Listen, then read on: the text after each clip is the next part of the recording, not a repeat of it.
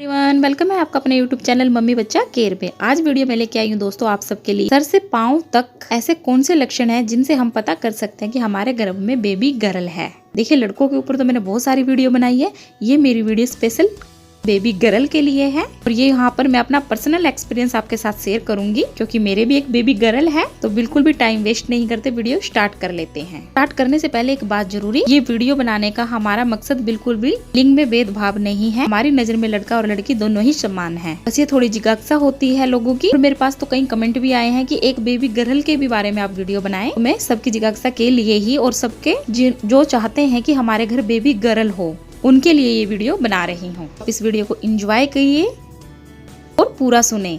और मैं आप सबसे यही चाहूंगी कि आप मेरी इस वीडियो को आगे से आगे शेयर करें ताकि सब सुने। और लड़का लड़की में आज के टाइम में कोई भेदभाव नहीं है, सब बराबर हैं। 9 मंथ की जर्नी में सबके मन में ये कहीं ना कहीं सवाल आता ही आता है कि गर्भ में हमारे क्या पल रहा है, लड़का पल रहा है या लड़की। हम यहाँ इस वीडियो में पूरी बॉडी से लेके बात करेंगे, यानी सर से पाँव तक लेके बात करेंगे। तो ऐसे लक्षण हमारी पूरी बॉडी में शो करते हैं जिससे हम पता लगा सकते हैं कि हमारे घर में लड़की आने वाली है। अगर आपको बहुत सारे सिस्टम अगर मैच होते हैं लड़की से, जरूरी नहीं है कि 100% आपको घर लड़की ही होगी, उसका उल्टा भी हो सकता है, लड़का भी हो सकता है कि 100% की श्योरिटी तो कोई भी नहीं देता। डिलीवरी के बाद ही आपको बच्चे का पता चल जाता है फॉर श्योर। उससे पहले तो आप सिर्फ गेस्ट ही कर सकते हैं, इंजॉय कर सकते हैं, आपकी अपनी मन की बातों को थोड़ा सा शांत कर सकते हैं। अल्टीमेट तो जेंडर आपको डिलीवरी के बाद ही पता चलता है। सबसे पहले बात करते हैं सर की। अगर आपको लगता है कि आपकी फर्स्ट थ्रू अंडर प्रेगनेंसी अगर आपको सर में अक्सर दर्द रहता है, नॉर्मली अगर जनरली आपके सर में दर्द रहता है, तो आप ये मान के चलिए कि आपके घर में प्यारी सी बेटियां आने वाली है। इससे ही कनेक्टेड होते हैं आपके हेयर में। अगर आपको पता चलेगी अगर पहले आपके हेयर बड़े ड्राई थे, बहुत ज्यादा रूखे रूखे से रहते थे, टूटते बहुत ज्यादा थे, और अब अगर महसूस कर रहे हैं कि आपके बाल टूट नहीं रहे हैं, ज्यादा बाल आपके ज्यादा अच्छे हो रहे हैं, चमकदार बन रहे हैं, पहले से ज्यादा सॉफ्ट हो गए हैं, तो ये मान के चलिए कि आपके घर में आने वाली बेबी गर्ल है। क्योंकि मेरे हेयर के साथ भी ऐसा ही हुआ था। मेरे भी बाल बहुत ज्यादा मुलायम हो गए थे, टूटने बंद हो गए थे, टूटते तो बिल्कुल ही नहीं थे, बहुत ज्यादा चमकदार हो गए थे। तो मुझे भी बेबी गर्ल हुई थी प्रेगनेंसी में उस टाइम। दूसरी इम्पोर्टेंट बात, अगर हम फोरहेड की बात करें और स्किन की हम बात करें, अगर आपके फेस पे अच्छा सा ग्लो आ रहा है, आपकी सुंदरता पहले से ज्यादा और बढ़ जाती है, तो कहा जाता है कि आपके घर में बेबी गर्ल आने वाली है। तो वो माँ की सुंदरता बढ़ा देती है। अगर आप पहले से ज्यादा खूबसूरत दिखाई दे रही हैं, जो भी आपको देख रहा है वो आपको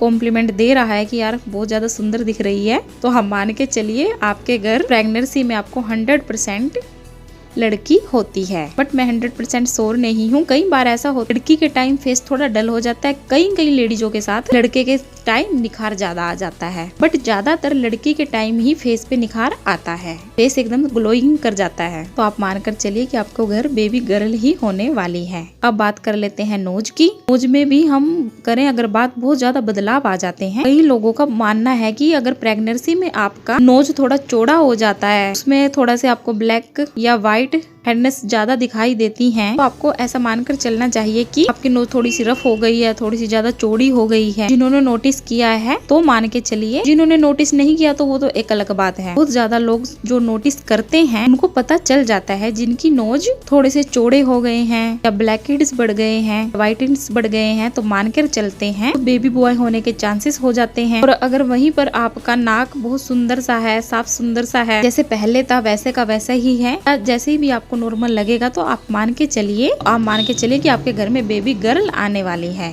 हम बात कर लेते हैं हाथों की। अगर हम हाथों की बात करें और आपके हाथ थोड़े रूखे रूखे सूखे सूखे से हो जाते, तो ये भी बहुत बड़ा सिस्टम होता है कि आपके घर बेबी बॉय आने वाला है। वहीं अगर आपके हाथ कोमल है, मुलायम है, अच्छे हैं, देखने में बड़े सुंदर लगते हैं, नेल जिनके नेल्स नहीं बढ़ते हैं उस टाइम में उनके नेल्स बढ़ने लग जाएं, तो आप समझ लीजिए आपके घर बेबी गर्ल आने वाली है। मेरे नेल्स नहीं बढ़ते थे और जब मुझे बेबी गर्ल कंसीव हुई मेरे नेल्स बढ़ जाते थे। मैं भी सोचती यार मेरे नेल्स पहले नहीं बढ़ते थे, अब बड़े नेल्स बढ़ते हैं। तो ये चीज मैंने नोटिस की है। आप सब भी बताना अगर किसी ने नोटिस की है तो कमेंट करके जरूर बताना। अब बात कर लेते हैं ब्रेस्ट की। अगर आपको अपनी ब्रेस्ट का निप्पल का साइज थोड़ा सा बड़ा लगे, उसमें जो ओरेलोजा होती है, निप्पल में एरोलोजा पार्ट होता है, वो जरूरत से ज्यादा निप्पल काला लगे, पहले इतना डार्क नहीं था, ये सारे आपके हार्मोन्स की चेंजेस की वजह से होते हैं। ये भी एक बहुत बड़ा सिस्टम है कि आपको बेबी बॉय हो सकता है। लेकिन अगर आपको पहले से थोड़ा सा ज्यादा नहीं चेंजेस आया है, मतलब कि बहुत ज्यादा डार्क नहीं है, हल्का सा गुलाबी है, तो आप मान के चलिए कि आपके घर में प्यारी सी बिटिया रानी आने वाली है। ये चीजें आप अपने हिसाब से आप अपनी बॉडी में देखेंगे, आप नोटिस करेंगे। अगर आप नोटिस नहीं कर रहे हैं तो जरूर आप नोटिस करें कि बहुत सारे ऐसे सिस्टम है आपकी बॉडी में जो शो करते हैं, लेकिन श्योरिटी तो किसी बात की भी नहीं है। चेक करने में क्या जाता है, एक बार देखे तो सही, आगे बताने के काम आ जाते हैं। बात करते हैं पेट के उभार की। आपके पेट के उभार में क्या चेंजेस आए हैं। अगर जैसे कि आपके गर्भ में जो बेबी है, जो बेबी गर्ल है, जो आपके पेट की गुलाई होगी वो एक मटके के जैसा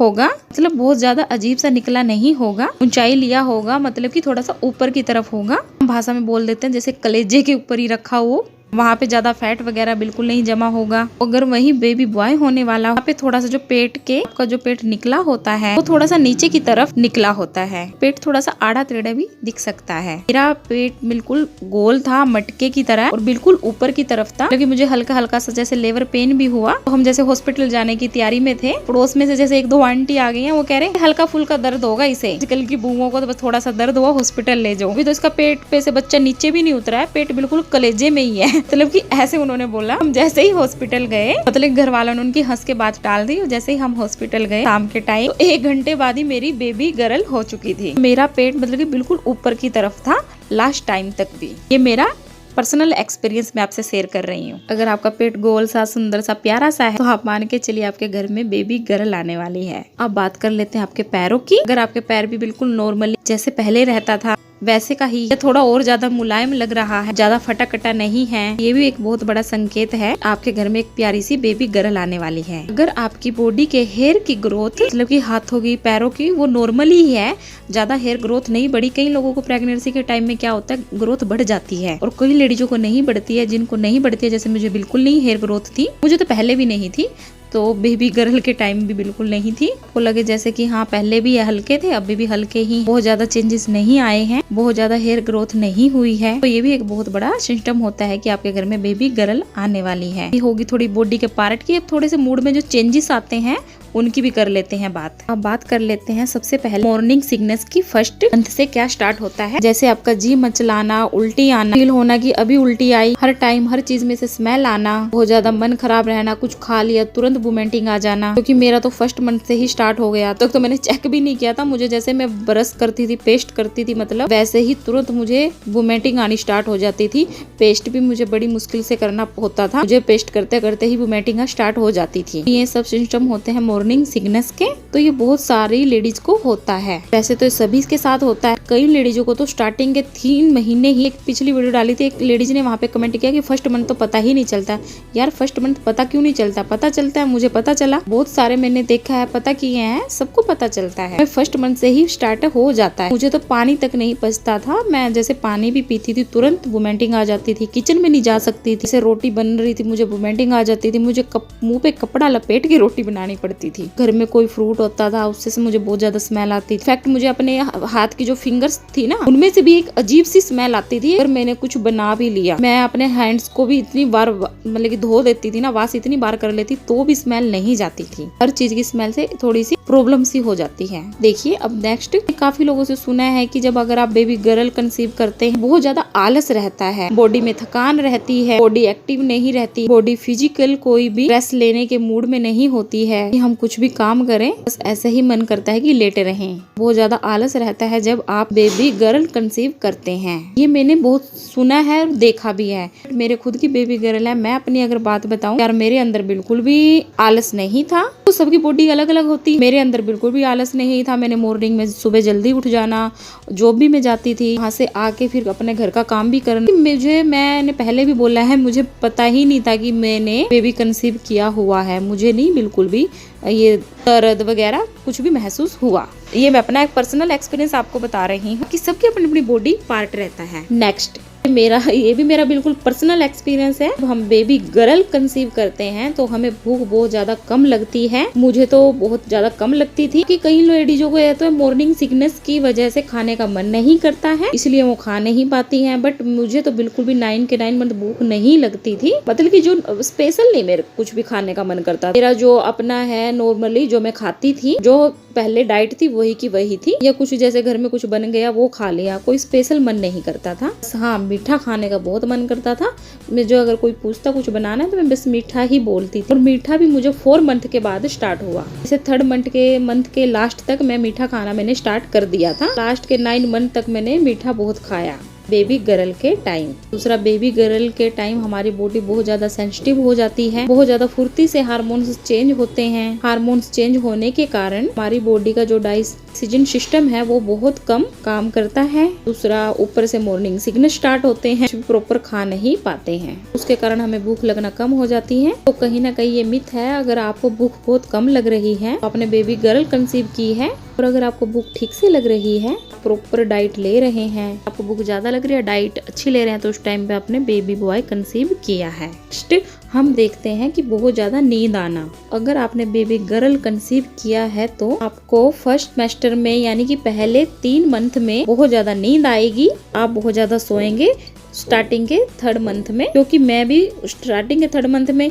सोती थी, पूरी प्रॉपर नींद लेती थी। मेरे साथ ये पर्सनली चीज हुई है जब मैंने बेबी गर्ल कंसीव की है। अगर आपको पहले 3 मंथ में बहुत ज्यादा नींद आ रही है और उसके बाद 4 मंथ लगते ही आपको नींद नहीं आ रही है, जो प्रॉपर बस रूटीन है रात को सोना और सुबह जल्दी उठ जाना, मुझे फर्स्ट के 3 मंथ इतनी नींद आई, बहुत ज्यादा मैं सोई, बस फटाफट उठना और बस ड्यूटी पे ही जा पाती थी कि और कुछ नहीं कर पाती थी, नींद बहुत ज्यादा आती थी। जब जैसे ही मुझे 4 मंथ स्टार्ट हुआ उसके बाद मेरी नींद बिल्कुल गायब हो गई। मुझे नींद नहीं आती थी। रात को भी 11 बजे सोना, मॉर्निंग में सुबह 4 बजे उठ जाना, मतलब कि मुझे ऐसा होता था। अगर आपको नींद कम आ रही है फर्स्ट सेमेस्टर में तो आप बेबी गर्ल कंसीव की है। अब नेक्स्ट, बहुत सारे बंदे बोलते हैं कि अगर लड़की है वो 4 मंथ से किक करेगी, लड़का है 5 मंथ से किक करेगी। ये सिर्फ टोटली मिथ है, ऐसा कुछ नहीं है। ये तो बेबी की एक्टिविटी पे डिपेंड करता है कि हमारे बेबी को प्रॉपर अंदर डाइट मिल रही, चाहे लड़का हो चाहे लड़की। अंदर तो बेबी दोनों ही एक्टिव होंगे और हम चाहेंगे कि हमारे दोनों बच्चे हेल्दी हो, तो बच्चे की बिल्कुल एक्टिविटी पे डिपेंड करता है। बच्चा अंदर कितनी जल्दी अपनी ग्रोथ प्रॉपर कर चुका है, वो लात मार सकता है, कब नहीं।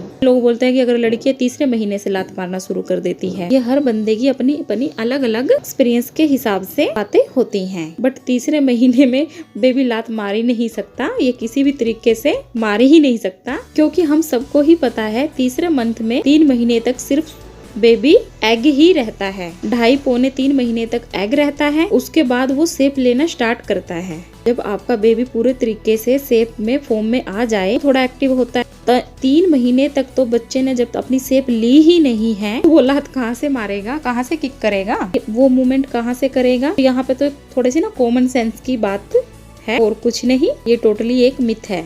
लड़का है तो इतने महीने से मूवमेंट शुरू हो जाता है और लड़कियां तो इतने महीने से मूवमेंट हो जाती है। जैसे मैंने बोला है, वो बच्चे की हेल्थ पे डिपेंड करता है कि हमारा बेबी अंदर कितना हेल्दी है, वो कब किक मारेगा।